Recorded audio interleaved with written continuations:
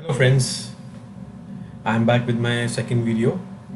Hope you have gone through my first video and you must be clear about the eligibility and the qualifications required for this limited insolvency examination.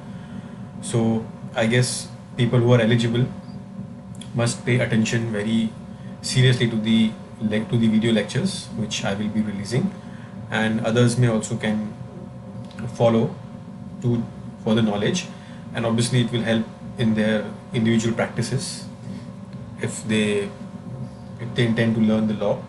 So all people, everybody is welcome here. So let's start with the second video.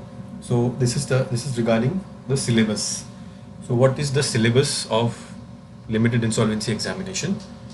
So I will take you to the syllabus very quickly, and I must show you your expression after going through the syllabus will be this.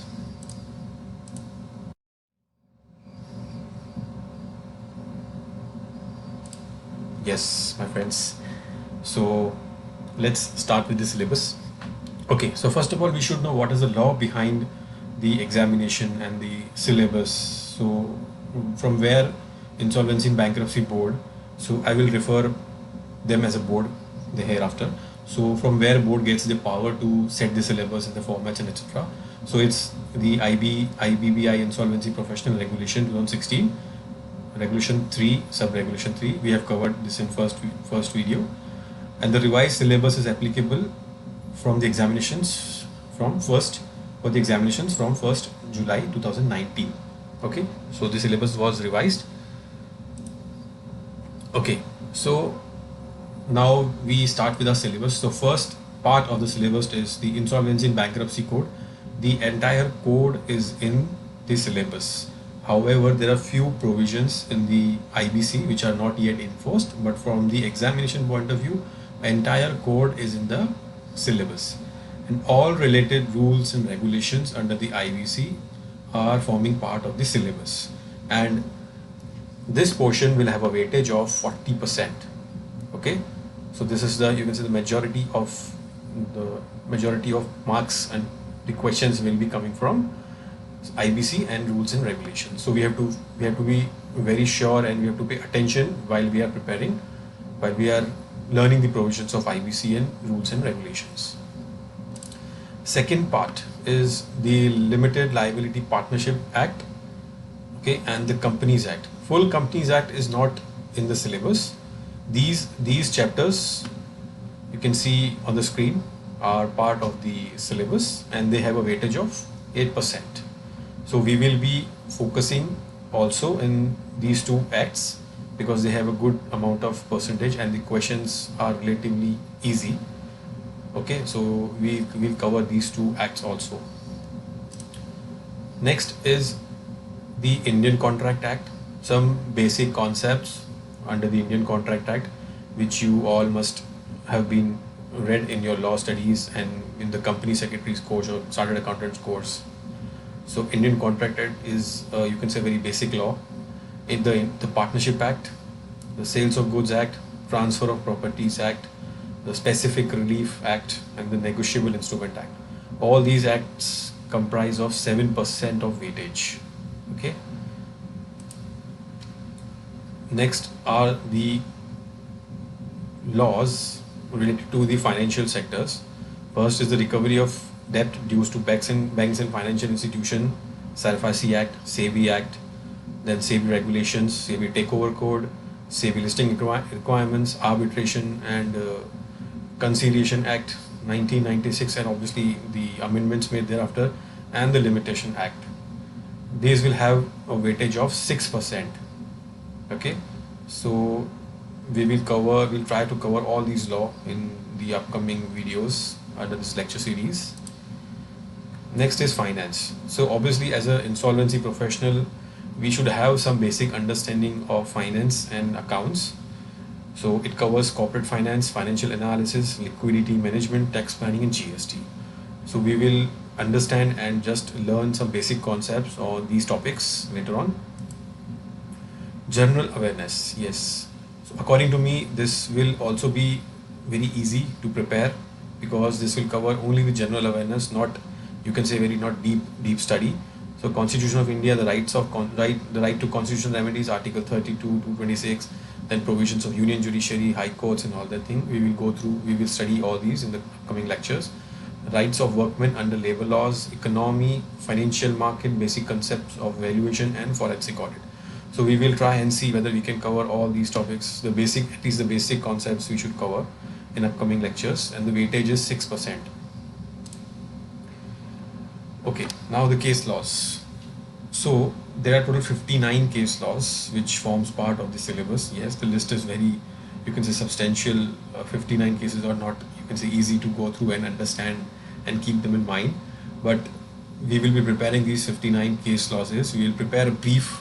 I will present you the brief of case laws, 59 case laws. I have prepared it especially for the preparation of the exams. I have prepared it for 3 case laws, so I will be preparing it as the day passes.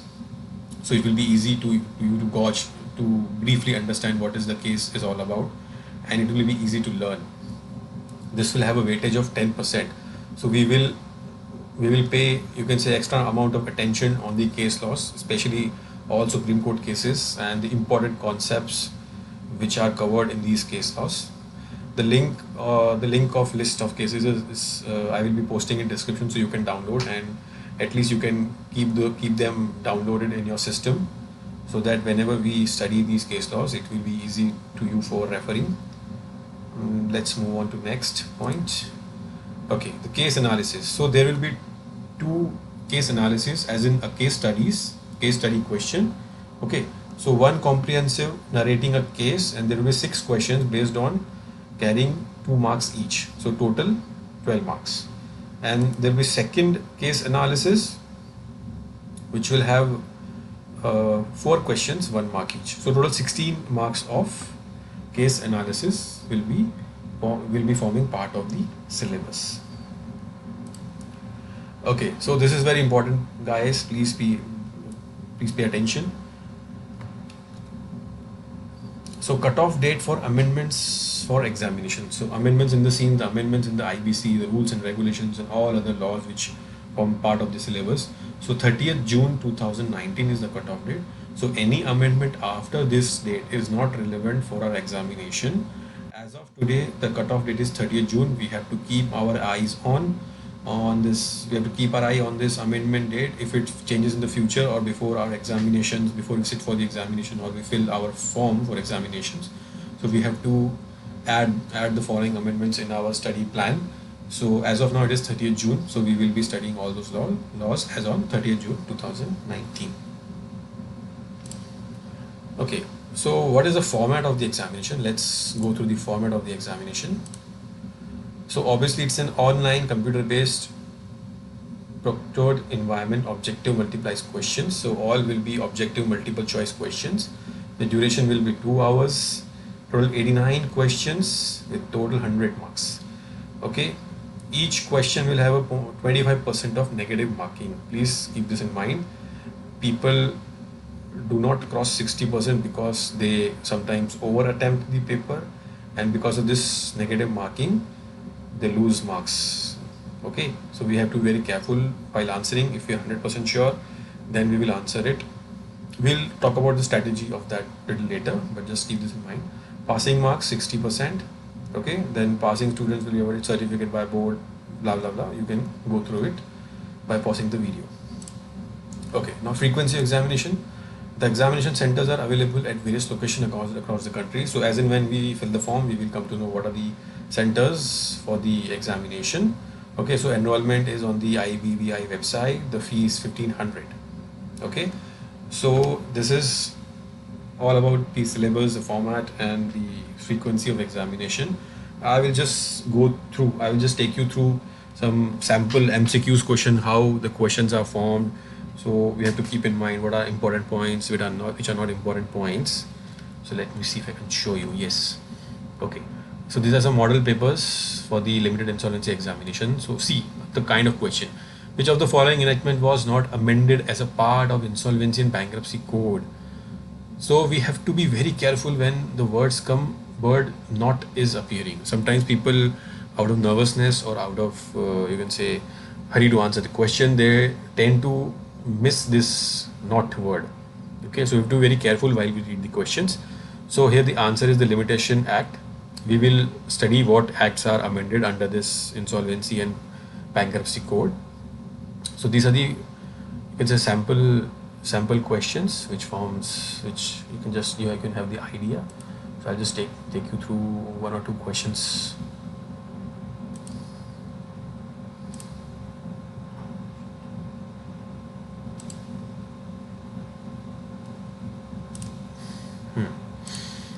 See again, not word. While which of the following is not prohibited by the code of conduct for insolvency professional? Which is not prohibited.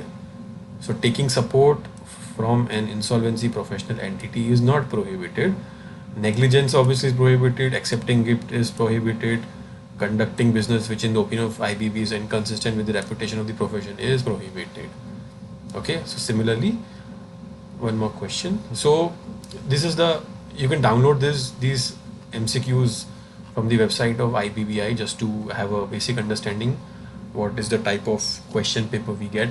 Obviously we will be doing many MCQs, and there are some knowledge papers, or you can say some sample prepared by the insolvency professional agencies. We will be studying that also while we are preparing for the examination. Okay, so before I end this video, I would like to put a disclaimer to my dear viewers. I am myself preparing for this examination. Okay, so it is not necessary whatever I am putting up here is, you can say, is always correct or maybe relevant for the examination, because I am studying on my own and I'm putting here, I'm just sharing what I'm studying with my viewers. So if anyone has any comment or anything to add on this, anything to add that yes, this should be part of the learning process because this is important from the exam point of view, then yes, we will include it in the, you can say, video lectures and the videos. So I request all my viewers to please be involved in the learning process, not be just as a viewer, as a participant, as you can say, my classmate.